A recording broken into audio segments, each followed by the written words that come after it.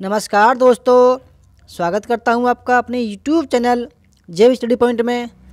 दोस्तों आज मैं लाया हूं भारतीय इतिहास के टॉप 500 सवाल का भाग 3। और ये जो क्वेश्चन है दोस्तों, ये पीजीटी, टीजीटी और यूजीसी नेट के लिए बहुत महत्वपूर्ण है। तो दोस्तों शुरू करते हैं। सबसे पहले आपने अगर हमारा चैनल अभी तक सब्सक्राइब नहीं किया है तो प्लीज़ सब्सक्राइब कर लें दोस्तों, और उसके पास में जो बेल आइकन है उसको प्रेस कर लें, जिससे आने वाली वीडियो का नोटिफिकेशन आपको मिल सके। तो शुरू करते हैं आज की वीडियो। सबसे पहला क्वेश्चन है, भारतीय उपमहाद्वीप में धान की खेती का प्राचीनतम साक्ष्य किस पुरातात्विक स्थल से प्राप्त होता है? दोस्तों बहुत अच्छे क्वेश्चन है ये, बहुत बेहतरीन क्वेश्चन है ये। ठीक है, तो आपके लिए 4 ऑप्शन हैं, उनमें से एक छांटना आपके लिए। दोबारा पढ़ देता हूँ। भारतीय उपमहाद्वीप में धान की खेती, ठीक है, धान की खेती का प्राचीनतम साक्ष्य किस पुरातात्विक स्थल से प्राप्त हुआ है? तो दोस्तों ये जो प्राप्त हुआ है ये उत्तर प्रदेश में कोल्डी हवा जो स्थान है वहाँ से प्राप्त हुआ है। ठीक है, तो दूसरे क्वेश्चन पे चलते हैं। दूसरा क्वेश्चन है, ऋग्वैदिक समाज में गोप शब्द का प्रयोग होता था। तो गोप शब्द का प्रयोग जो होता था वो राजा के लिए होता था। ठीक है, राजा के लिए। बहुत ही अच्छा सवाल है दोस्तों ये सभी। तीसरा सवाल है, चंद्रगुप्त मौर्य की एक यूनानी पत्नी थी। ठीक है, हर एक प्रश्न को आसानी से समझना, फिर उत्तर देना। ठीक है, चंद्रगुप्त मौर्य की एक यूनानी पत्नी थी, इसकी सूचना कहाँ से मिलती है? सभी क्वेश्चन बहुत बेहतरीन लेवल के हैं, बहुत टॉप लेवल के हैं। ठीक है, तो चंद्रगुप्त मौर्य की यूनानी पत्नी थी, इसकी सूचना कहाँ से मिलती है? मुद्रा राक्षस से मिलती है। ठीक है, मुद्रा राक्षस से मिलती है। अगला सवाल है, कौटिल्य की सभा में सर्वाधिक ब्याज दर वसूल की जाती थी। तो कौटिल्य की व्यवस्था में कौटिल्य की व्यवस्था में सर्वाधिक ब्याज दर वसूल की जाती थी समुद्री मार्ग के व्यापारियों से। बहुत ही अच्छा सवाल है दोस्तों ये भी। ठीक है, अगला सवाल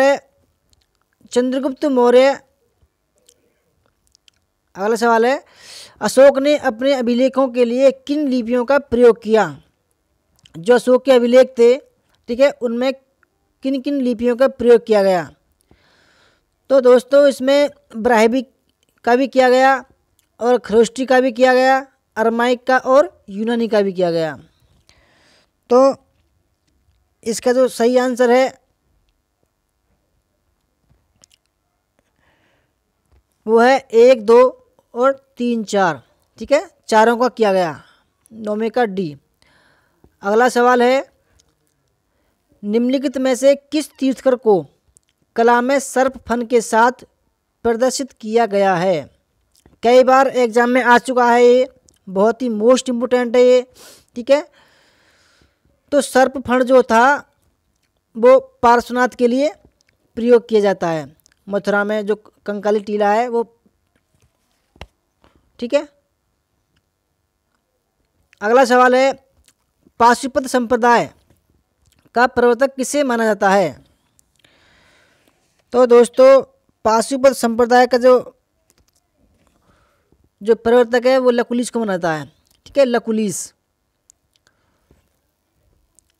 अगला सवाल है, द्वितीय संगम के तोलकाप्यम की विषय वस्तु है।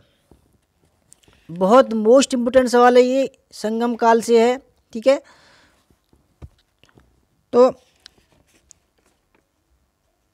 इसका जो सही आंसर है वो है व्याकरण से। ठीक है, व्याकरण इसका सही आंसर है। अगला सवाल है, मनु की विधि व्यवस्था में चोरी के लिए निम्नलिखित में से किसे सर्वाधिक दंड दिया जाता था? तो मनु की जो व्यवस्था थी उसमें ब्राह्मण को सबसे ज़्यादा दंड दिया जाता था। ठीक है, चोरी करने के लिए। 27 का फर्स्ट। अगला सवाल है, निम्नलिखित में से कौन सा संवत गुप्त संवत से अभिन्न है, मतलब कि समानता रखता है। भिन्न, अगर भिन्न होता तो डिफरेंट, अभिन्न माने समानता। तो गुप्त संवत कब चालू होता है आप देख लेते हैं, 319 ईस्वी में। ठीक है, और इनमें से कौन सा चालू होता है? 300 शक संवत कब से होता है? 78 ईस्वी से। ठीक है, और कली संवत 1400 के आसपास। तो इसका जो सही आंसर है वो है वल्लभी संवत। ठीक है, वल्लभी संवत। अच्छा, अगला सवाल है, फायान की भारत यात्रा के समय निम्नलिखित में से कौन लगभग उजड़ी अवस्था में थे? जो जिन बच्चों ने पीजीटी, टीजीटी या नेट का एग्ज़ाम दिया है वो देख समझ रहे होंगे कि ये क्वेश्चन उन्हीं के लेवल के हैं। ठीक है, तो जो फायान की जो यात्रा की थी उसके समय में कौन से जो शहर थे, जो नगर थे, उजड़ी अवस्था में थे? तो इसे देख लेते हैं एक बार। तक्षशिला भी था, ठीक है, मथुरा भी था, कुशीनगर भी था और कपिलवस्तु भी था। तो इसका जो सही आंसर है वो 1, 2, 3 और 4। ठीक है, अगला सवाल है, सामान्य परिस्थितियों में स्त्री धन के उत्तराधिकार में प्रथम अधिकार किसे था? तो प्रथम अधिकार किसे था? वो था पुत्री को। ठीक है, सामान्य परिस्थितियों में। अगला सवाल है, भारत की यात्रा करने वाले किस विदेशी यात्री के सामान को 2 बार लूटा गया था?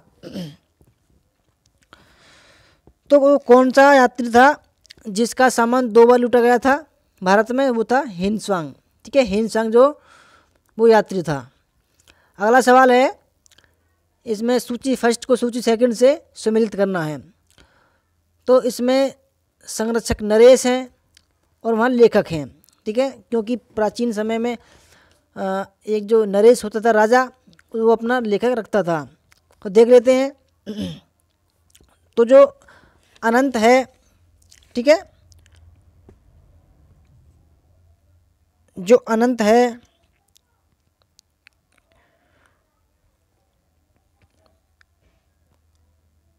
तो वो क्षेमेंद्र। ठीक है, अनंतपाल इसे बोलते हैं, इसको बोलते हैं क्षेमेंद्र। और लक्ष्मण सेन जो थे नरेश, उसका जो बंगाल में थे, उनके दरबार में रहते थे जयदेव। ठीक है, और महेंद्रपाल की सभा में रहते थे राजशेखर और सिंधुराज की पद्मगुप्त। तो इसका कौन सा हुआ? इसका बी हुआ। ठीक है, बी ऑप्शन बिल्कुल ठीक है इसका। अगला सवाल है, चोलों के अंतर्गत नाट्टू विनियोगम का अभिप्राय था? जो नाट्टू बोलते हैं, ठीक है, तो नाट्टू किसे बोलते हैं? तो नाट्टू का जो सही आंसर है वो है नाडु के खर्च के लिए कर। ठीक है, नाट्टू विनियोगम एक कर का नाम है। ठीक है, तो अगला सवाल है, चोल काल में अनाज के रूप में लिए जाने वाले भू राजस्व की माप किसमें होती थी? ठीक है, तो जो भू राजस्व होता था चोल काल में, तो वो किसमें माप होती थी? कलम। ठीक है, कलम में होती थी। अगला सवाल है, निम्नलिखित में से किसने नालंदा में जावा के विद्यार्थियों के लिए एक विहार के निर्माण के लिए 5 ग्राम दान में दिए थे? बहुत ही अच्छा सवाल है ये भी। ठीक है, तो जो नालंदा बिहार में पड़ता है, में जावा के विद्यार्थियों के लिए एक विहार निर्माण के लिए 5 ग्राम में दान में दिए थे, वो था देवपाल। ठीक है, अगला सवाल है, निम्नलिखित में से किसने महमूद गजनवी द्वारा ध्वस्त सोमनाथ मंदिर का पुनर्निर्माण करवाया था? तो दोस्तों, महमूद गजनवी द्वारा ध्वस्त किया गया था सोमनाथ मंदिर। ठीक है, 1025-26 में। तो इसका जो पुनर्निर्माण कराया गया था वो करवाया गया था कुमारगुप्त के द्वारा। ठीक है, कुमारपाल के द्वारा। ठीक है, अगला सवाल है, निम्नलिखित में से किसने कश्मीर में परिहासपुर नगर की स्थापना की थी? तो परिहासपुर नगर की जो स्थापना की गई थी कश्मीर में, तो उस समय कश्मीर का जो राजा था वो था ललितादित्य मुक्तापीड। ठीक है, इसका पूरा नाम है ललितादित्य मुक्तापीड। अगला सवाल है 172.8 ग्रेन के चांदी के टंके का प्रचलन किया गया। तो 172.8 ग्रेन के चांदी के सिक्के किसने चलाए? वो था इल्तुतमिश। ठीक है, इल्तुतमिश ने अरबी सिक्के चलाए और चांदी के टंके और तांबे का जीतल चलाया। ठीक है, उनकी महत्वपूर्ण है। अगला सवाल है किस दिल्ली सुल्तान ने घोषणा की थी राजा का कोई सगा संबंधी नहीं होता? तो बहुत ही अच्छा सवाल है, जब मैंने नेट का एग्ज़ाम दिया था तब भी सवाल आया था। तो इसका जो सही आंसर है वो है ऑप्शन नंबर डी। ठीक है, इब्राहिम लोदी। ठीक है, अगला सवाल है किस दिल्ली सुल्तान ने राज्य की सहायता से नहर सिंचाई व्यवस्था का प्रारंभ किया? तो इसका जो सही आंसर है, जो नहर सिंचाई व्यवस्था का जो प्रारंभ किया वो गयासुद्दीन तुगलक ने किया। ठीक है, गयासुद्दीन तुगलक। अगला सवाल है दीवाने अमीर को ही, जिसको कृषि विभाग की स्थापना, कृषि विभाग भी बोलते हैं, की स्थापना की गई थी। तो ये की गई थी मोहम्मद बिन तुगलक द्वारा। ठीक है, बहुत ही अच्छा सवाल है, ये भी बार बार एग्जाम में आता है। अगला सवाल है दासों के रखरखाव के लिए अलग विभाग की स्थापना की थी। तो दोस्तों ये भी बहुत अच्छा सवाल है, सभी को पता होना चाहिए, वो था फिरोज शाह तुगलक। ठीक है, 1,80,000 इसके दास थे। आगे बढ़ते हैं। विजयनगर साम्राज्य के संस्थापकों हरिहर एवं बुक्का का वंश संगम वंश के नाम से जाना जाता है, क्योंकि जो संगम वंश उनके पिता के नाम पर था। ठीक है, उनके पिता का नाम क्या संगम था, इसलिए उन्होंने संगम वंश रखा। अगला सवाल है किस विजयनगर शासक ने अपनी सेवा में तुर्की तीरंदाजों की सर्वप्रथम नियुक्ति की थी?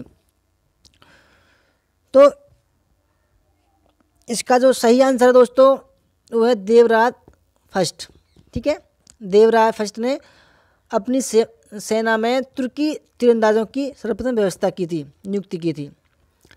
अगला सवाल है विजयनगर साम्राज्य के सदाशिव राय ने निम्नलिखित में से किसे व्यवसाय कर से मुक्त कर दिया? तो दोस्तों जब नेट का मैंने एग्ज़ाम दिया था ये भी आया था। तो इसका जो सही आंसर है वो है नाई। नाई जाति को सदाशिव राय ने व्यवसाय कर से मुक्त कर दिया। अगला सवाल है विजयनगर साम्राज्य की प्रशासनिक व्यवस्था में शिष्ट क्या था? ठीक है, तो जो शिष्ट था वो था भूराजस्व कर शिष्ट। ठीक है, अगला सवाल है सल्तनत काल में सर्वोच्च सेना अधिकारी कौन था? तो सल्तनत काल में जो सेना का अधिकारी था वो था खान। ठीक है, खान था। सल्तनत काल में सेना का वर्गीकरण जो किया गया था वो मंगोलों की दशमलव प्रणाली पर आधारित था। इस वर्गीकरण के अनुसार अमीर के अधीन 10 सिपहसालार, मलिक के अधीन 10 अमीर और खान के अधीन 10 मलिक और सुल्तान के अधीन 10 खान होते थे। तो सुल्तान के जो नीचे था वो था खान, वो सर्वोच्च सेना का अधिकारी था। अगला सवाल है निम्नलिखित में से श्री संप्रदाय के आचार्य कौन थे? तो दोस्तों श्री संप्रदाय के जो आचार्य थे वो थे रामानुज। ठीक है, रामानुजाचार्य विशिष्टाद्वैत दर्शन के प्रवर्तक थे। ठीक है, विशिष्टाद्वैत, और उनके द्वारा चलाए गए संप्रदाय को श्री संप्रदाय कहा जाता है। उन्होंने वेदांत तथा वैष्णव धर्म के मध्य समन्वय स्थापित करने का प्रयास किया और भक्ति को दार्शनिक आधार पर प्रदान किया। तो अगला सवाल है, हुमायूं का अर्थ है भाग्यवान, परंतु वह एक अत्यधिक दुर्भाग्यशाली व्यक्ति था। वह जीवन भर ठोकरें खाता रहा और ठोकर खाकर ही उसकी मृत्यु हो गई। यह टिप्पणी किसकी है? तो दोस्तों सभी को पता होना चाहिए, क्योंकि एक बार एक बच्चे का एग्ज़ाम हुआ था और इंटरव्यू, तो उस इंटरव्यू में उससे लास्ट सवाल यही था, ये बिल्कुल सेम टू सेम सवाल था। ठीक है, तो इसका जो सही आंसर दोस्तों वह स्टेनली लेनपूल। तो अगला सवाल है, निम्नलिखित में से कौन सा युग्म सही सुमेलित नहीं है? तो इसे देख लेते हैं। जजिया कर की समाप्ति अकबर ने 1564 में की, बिल्कुल ठीक है। युद्धबंदियों को दास बनाए जाने की प्रथा की समाप्ति, ये भी बिल्कुल ठीक है। ठीक है, सती प्रथा की समाप्ति, ये गलत है। ठीक है, और तीर्थ यात्रा कर की समाप्ति 1963 में की। तो इसका सही आंसर जो सही नहीं है ये है ये। ठीक है, सती प्रथा की समाप्ति 1560 में नहीं की उसने। अगला सवाल है, दीने इलाही अकबर की मूर्खता का प्रतीक था, न कि उसकी बुद्धिमत्ता का। यह टिप्पणी किसकी थी? तो दोस्तों ये जो टिप्पणी की गई थी W.A. Smith, Vincent A Smith द्वारा की गई थी। ठीक है, अगला सवाल है, फुतवात आलमगीरी जो इस्लामी कानूनों की संहिता है के लेखक थे। तो दोस्तों इनके जो लेखक थे वो थे ईश्वर दास। ठीक है, ईश्वर दास इनके लेखक थे। और ये जो किसके काल में लिखी गई? ये औरंगजेब के काल में लिखी गई। ये TGT में भी आई है। ठीक है, अगला सवाल है, भूमि की पैमाइश के लिए अकबर ने निम्नलिखित में से किसका प्रयोग किया? देख लेते हैं। बांस की जरीब का, बांस की जरीब जो लोहे के छल्लों से जुड़ी होती थी, सन की रस्सी की बनी जरीब, या सिकंदर लोदी द्वारा प्रयुक्त किया गया एक गज या यार्ड। तो दोस्तों इसका जो सही आंसर है वह बांस की जरीब जो लोहे के छल्लों से जुड़ी होती थी। ठीक है,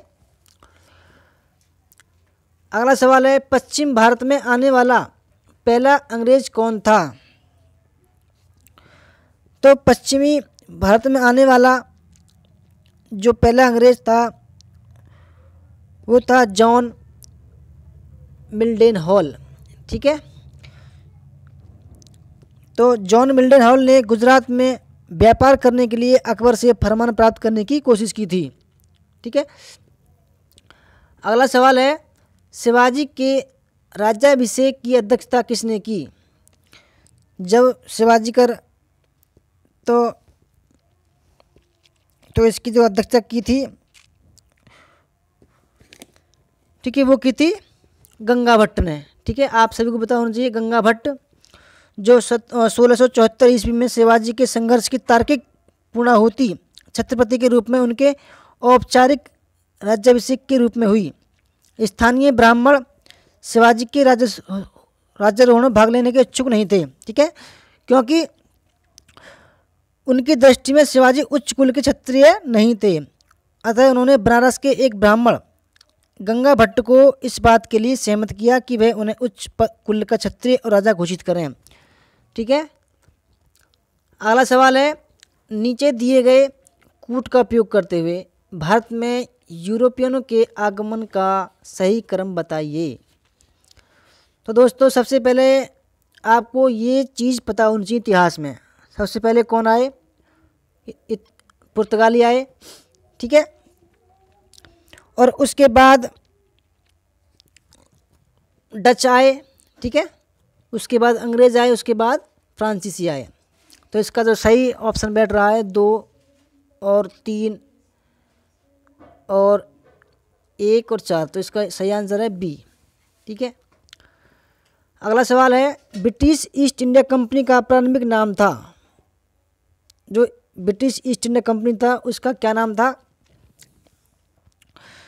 तो दोस्तों उसका जो सही नाम था वो था governor and company of merchants of London trading into the east Indies. ठीक है, ब्रिटिश ईस्ट इंडिया कंपनी का पहले ये प्रारंभिक नाम था।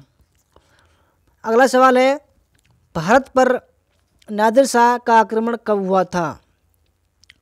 तो 1739 में नादिर शाह का आक्रमण होता है और उस समय मोहम्मद शाह के समय में नादिर शाह का भारत पर आक्रमण हुआ। 13 फरवरी 1739 को करनाल में मुगलों और नादिर शाह के मध्य युद्ध हुआ, जिसमें नादिर शाह विजय हुआ। 21 मार्च 1739 को दिल्ली की सभी मस्जिदों में नादिर शाह के नाम का खुतबा पढ़ा गया। वह अपने साथ मयूर सिंहासन और कोहिनूर हीरा भी ले गया। ठीक है, कोहिनूर हीरा जो ले गया था वो नादिर शाह ले गया था। अगला सवाल है, भारत पर, अच्छा ये तो बोल दिया मैंने।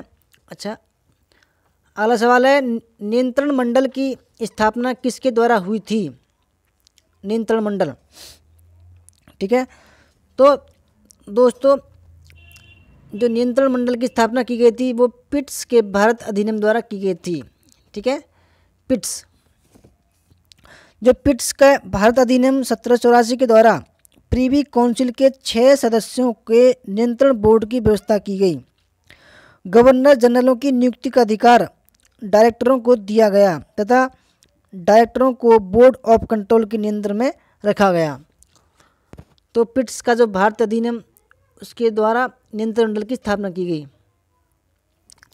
अगला सवाल है, निम्नलिखित भारतीय राज्यों में से किसे अंग्रेजों के लिए कामधेनु समझा जाता था? तो दोस्तों बहुत ही अच्छा सवाल है ये। तो बंगाल को कामधेनु समझा जाता था।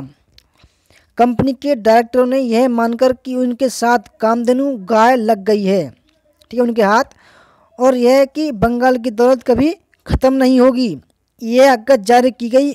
बम्बई और मद्रास प्रेसिडेंसियों का भी बंगाल खर्च उठाए और अपने राजस्व से कंपनी के भारत से होने वाले पूरे निर्यात का माल खरीदे। दोस्तों अंग्रेज़ों ने सोचा कि बंगाल जो है हमारे हाथ लग गई है तो वो कामधेनु गाय है। ठीक है, अच्छा अगला सवाल है, रणजीत सिंह को राजा की उपाधि किसने प्रदान की? बहुत ही अच्छा सवाल है दोस्तों ये भी। तो दोस्तों किसने की?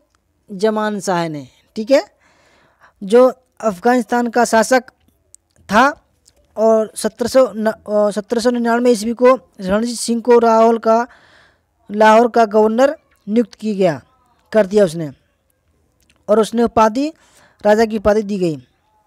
और 1814 में ईस्वी में शाह शुजा ने उसे कोहिनूर हीरा दे दिया।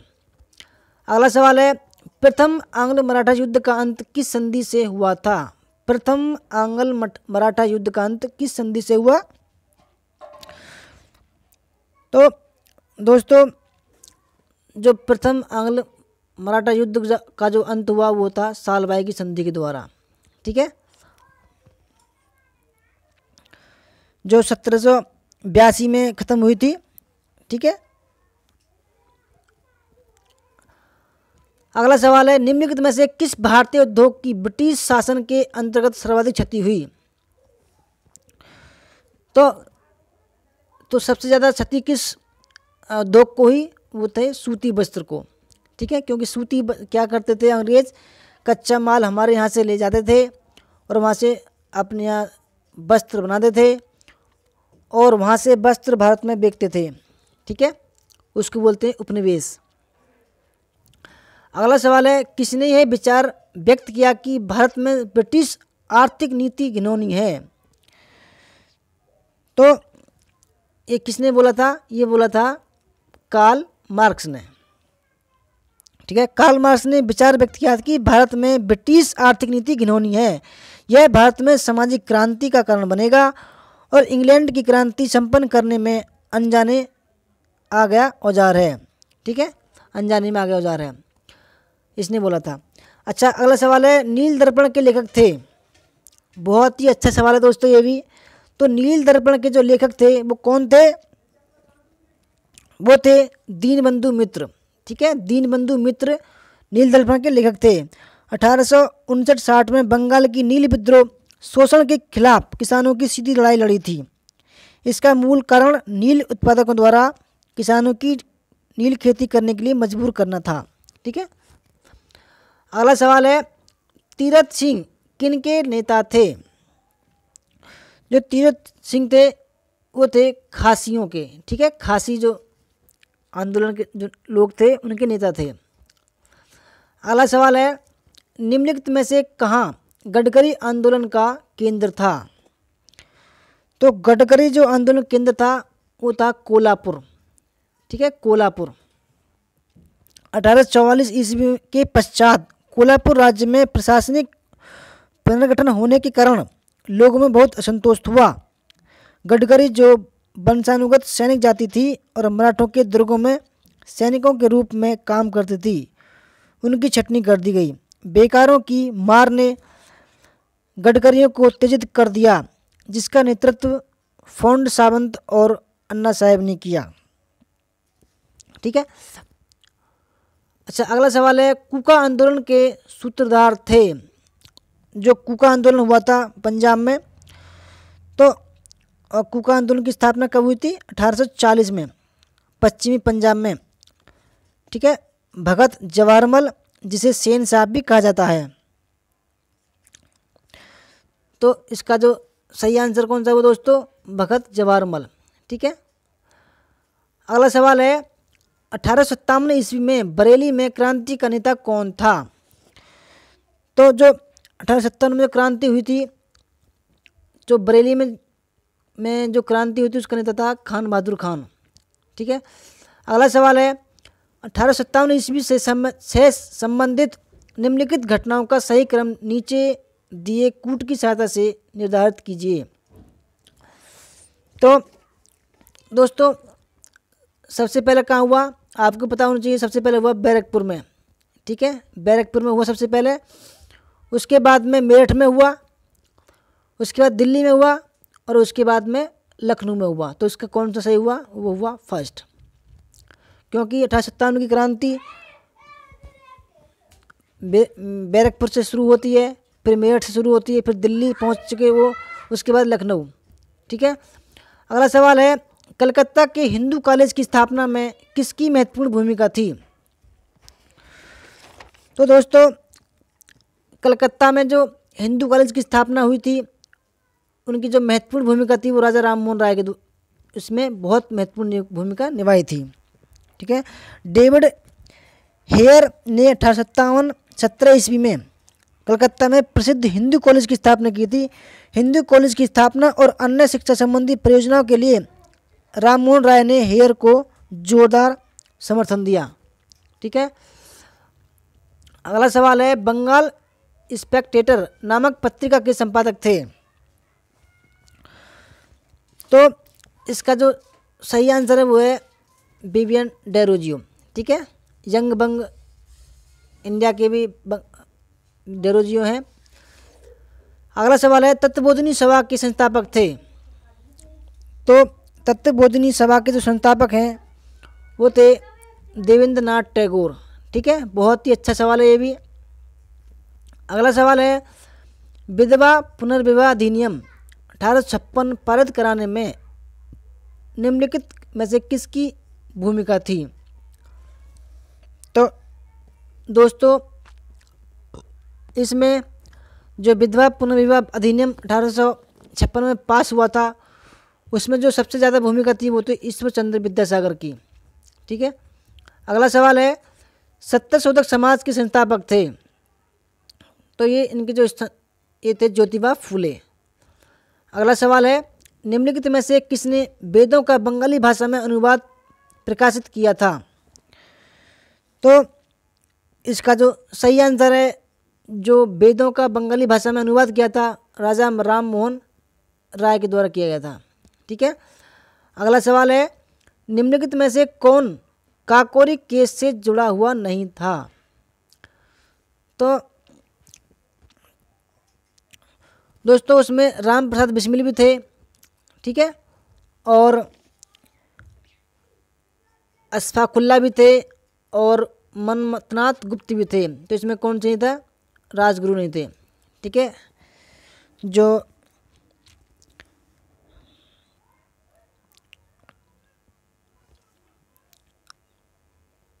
अगला सवाल है, भारत छोड़ो आंदोलन के दौर में सर्वाधिक समय तक चलने वाली समानांतर सरकार की स्थापना कहाँ हुई थी?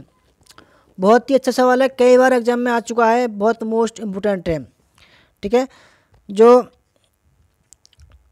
भारत छोड़ो आंदोलन 1942 के दौरान एक समानांतर सरकार बनी थी, वो सबसे ज़्यादा समय तक बनी थी। ठीक है, और वो थी 17 की। ठीक है, 17 की।